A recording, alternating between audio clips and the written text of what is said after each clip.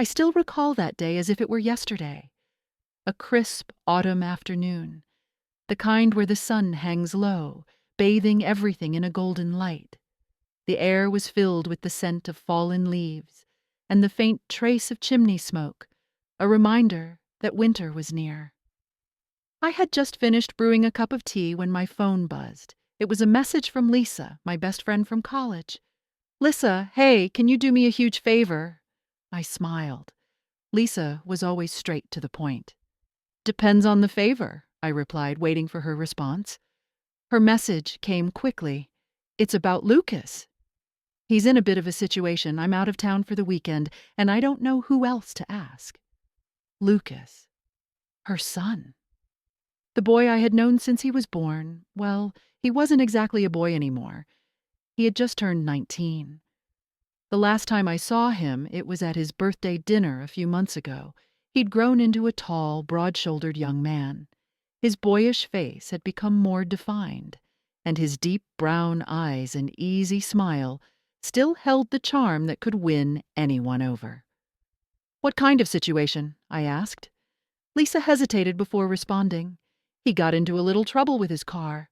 Nothing major, but he's stuck and doesn't know what to do." "Can you check on him?" I sighed, already reaching for my coat. I had been looking forward to a quiet evening with a book, but Lisa and I had been through too much for me to say no. "Of course, where is he?" I asked. She sent me a location pin. It wasn't far, just outside of town, near the old train tracks. I grabbed my keys and headed out. When I arrived, Lucas was leaning against his car, arms crossed. His face was a mix of frustration and relief. His silver sedan sat awkwardly on the side of the road, with one tire completely flat. His hair was a bit tousled, catching the last rays of sunlight. He straightened up when he saw me. "Oh, thank God. I thought I'd be here all night." I stepped out of my car, glancing at his tire. "Lisa said you got into some trouble, but she didn't mention a flat tire." Lucas rubbed the back of his neck. "Yeah, I might have misjudged a turn and hit a curb pretty hard. I was going to call a tow truck, but Mom said you might be able to help." I folded my arms. "You don't have a spare?" He gave me a sheepish look. "I do, but I've never changed a tire before." I laughed softly. "Well, that's something every man should know how to do. Come on, I'll show you." We got to work, and I walked him through each step, loosening the lug nuts, jacking up the car, and carefully removing the flat. He listened attentively, his brow furrowed in concentration. At one point, he looked up at me and grinned. "You're really good at this. Do you do this often?" I chuckled. "Let's just say I've had my fair share of car troubles over the years. You learn when you don't have someone to call." His expression softened. "Yeah, I guess I've always had Mom to rely on." There was something in his voice, something deeper than just casual conversation. I glanced at him. "Everything okay?" He hesitated, then after a moment he said, "I don't know. I just feel stuck lately, like I should be figuring things out, but I don't know where to start. Everyone keeps saying, 'You're an adult now,' but I don't feel like one." I set the spare tire in place and handed him the lug wrench. "Tighten these. And trust me, no one really knows what they're doing at 19. You're figuring it out as you go." He looked up at me, his expression unreadable. "What about you? When did you figure it all out?" I chuckled. "Still working on it." That made him smile. He finished securing the tire and I checked his work before nodding in approval. "Good job. Now let's get you back on the road." As he packed up the tools, he glanced at me again. "Would you mind if I hung out at your place for a bit? I kind of don't feel like going home yet." There was something in his voice. Quiet vulnerability. I hesitated for only a second before nodding. "Of course, let's go." And that's how it all started. How one simple favor turned into something I never could have predicted. Something that would change everything. We arrived at my house just as the sky deepened into twilight. The air had cooled, and a soft breeze rustled the trees lining my quiet street. I parked in my usual spot, and Lucas pulled in behind me, turning off his engine with a sigh. He sat there for a moment, his hands gripping the steering wheel, before finally stepping out. "You okay?" I asked, locking my car. "Yeah," he said quickly, though his voice lacked conviction. "Just thinking." I didn't press him. I knew that feeling, the weight of thoughts you couldn't easily share. Instead, I let him inside, flipping on the lights as we entered the warm familiarity of my home. The scent of cinnamon lingered in the air from a candle I'd burned earlier, and the soft hum of the refrigerator was the only sound in the house. "Make yourself comfortable," I said, slipping off my coat. "You hungry?" Lucas hesitated, then nodded a little. "Yeah." I moved to the kitchen, opening the fridge. "I've got some leftover pasta, or I can make something quick."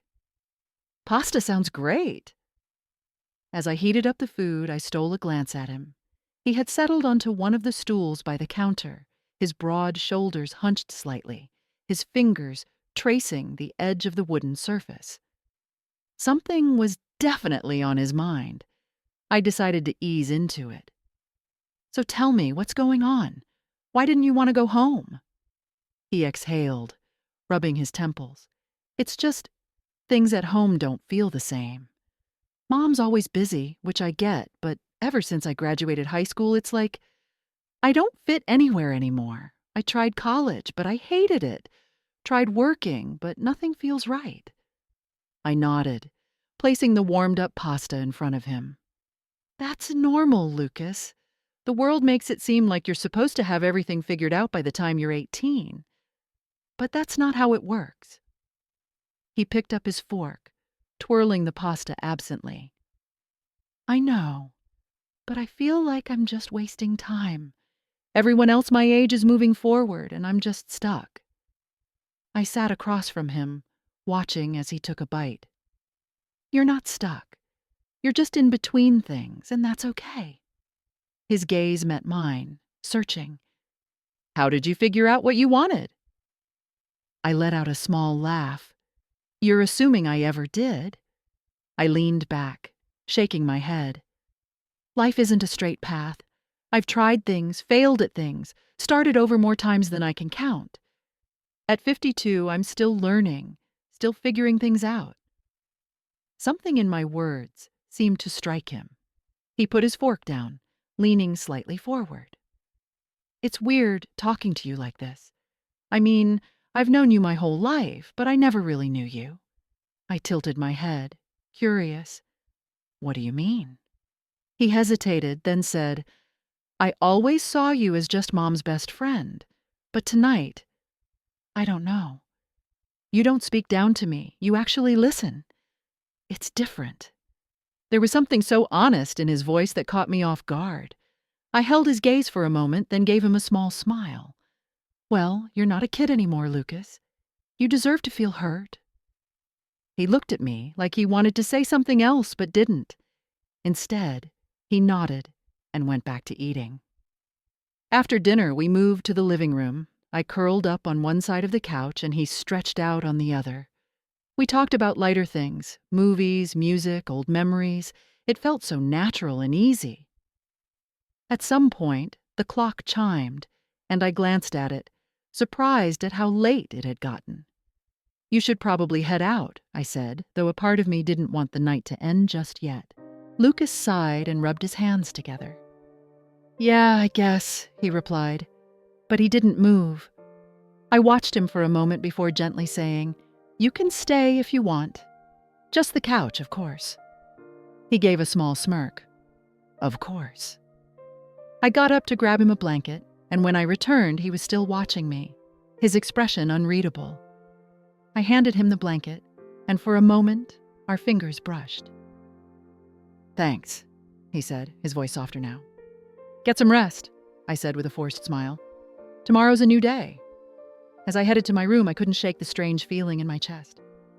Something had shifted that night, something I hadn't expected. Deep down, I knew this was only the beginning. That night, I barely slept.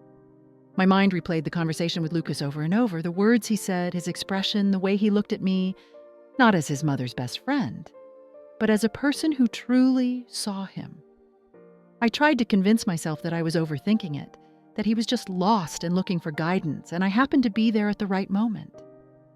But even as I told myself that, I couldn't ignore how my heart had responded to him. By the time the sun crept through my curtains, I had barely managed a few hours of sleep. I got up, wrapped myself in my robe, and padded to the kitchen. The house was quiet, except for the soft hum of the fridge. I thought Lucas would still be asleep, but when I turned the corner, I found him sitting at the kitchen table, sipping a cup of coffee. "Morning," he said, his voice rough with sleep. I blinked, surprised. "You drink coffee?" He smirked. "I do now. Hope you don't mind." I chuckled and shook my head. "Not at all." I grabbed a mug and poured myself some, taking a slow sip. The warmth spread through me, helping me wake up.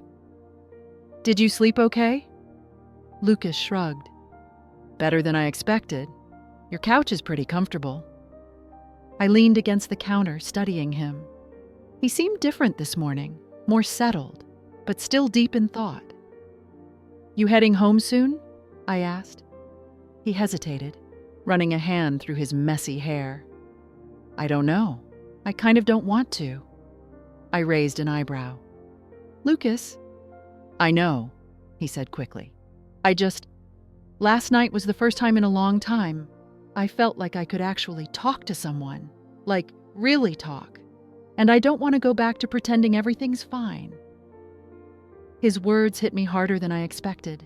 I understood that feeling all too well, the fear of returning to a life that felt hollow. I sat across from him, wrapping my hands around my mug. "So, what do you want to do?" He exhaled, glancing out the window. "I don't know, but I think I need to figure it out somewhere that isn't home." A thought crossed my mind before I could stop it. "You could stay here just for a little while if you need time to think." He snapped his gaze back to mine, searching. "You'd be okay with that?" I hesitated. Would I? Having him here under my roof, sharing my space, it felt like opening a door to something I wasn't sure I was ready for. But at the same time, I couldn't ignore the pull inside me. "Yeah," I said finally. "I would." A slow smile spread across his face. "Thank you," he said, and I could hear the relief in his voice. That was the moment everything changed. The days that followed settled into a quiet rhythm. Lucas made himself at home, like he had always belonged there. In the mornings, we drank coffee together, sometimes in comfortable silence, sometimes in deep conversation. He helped around the house, fixing things I had long since given up on, tightening loose cabinet handles, unclogging a stubborn bathroom drain, even rearranging a shelf in my pantry when he noticed I could barely reach the top. At night, we watched old movies on the couch, and I learned things about him I never knew. He hated horror movies, but loved psychological thrillers. He had a habit of drumming his fingers against his knee when he was thinking. He carried more weight on his shoulders than he ever let on. It was strange, this unexpected closeness, and yet it felt natural. But beneath the surface there was something else, something neither of us spoke about. A quiet tension hummed in the space between us, in the lingering glances, in the way our conversations sometimes stretched into hushed whispers, in the dim glow of the living room. Then one evening, it all came to a head. We were cleaning up after dinner, standing side by side at the sink. I washed. He dried. A simple routine, but tonight it felt different. The air between us was heavy, charged with something unspoken. Lucas reached for the plate in my hand, and for a moment, our fingers brushed. I froze, my breath catching. I should have pulled away, should have laughed it off like it was nothing. But I didn't. When I looked up, he was already watching me. "Lucas?" I started, my voice barely above a whisper. "I know," he said softly, his fingers still resting against mine. "I know this is complicated." Complicated didn't even begin to cover it. He was 19. I was 52. He was the son of my best friend. And yet none of that changed the fact that something had shifted between us, something real and undeniable. I swallowed hard. "This isn't wrong," he interrupted gently, "because it doesn't feel wrong to me." I closed my eyes, inhaling deeply. Every logical part of me screamed that this was impossible, that I should end it before it went any further. But my heart, my traitorous heart, whispered something else entirely. When I opened my eyes, he was still there, waiting, patient. "I don't know what to do," I admitted. Lucas exhaled, his fingers tightening ever so slightly around mine. "Then let's not rush. Let's just be honest about what this is." I searched his face, looking for hesitation, doubt. But all I saw was certainty. For the first time in a long time, I allowed myself to stop thinking, to stop overanalyzing. I let myself feel. And in that moment, I knew this was something neither of us could walk away from. It was unexpected. It was unconventional. But it was ours. Please remember to like, leave your thoughts in the comments, and subscribe to my channel for additional content.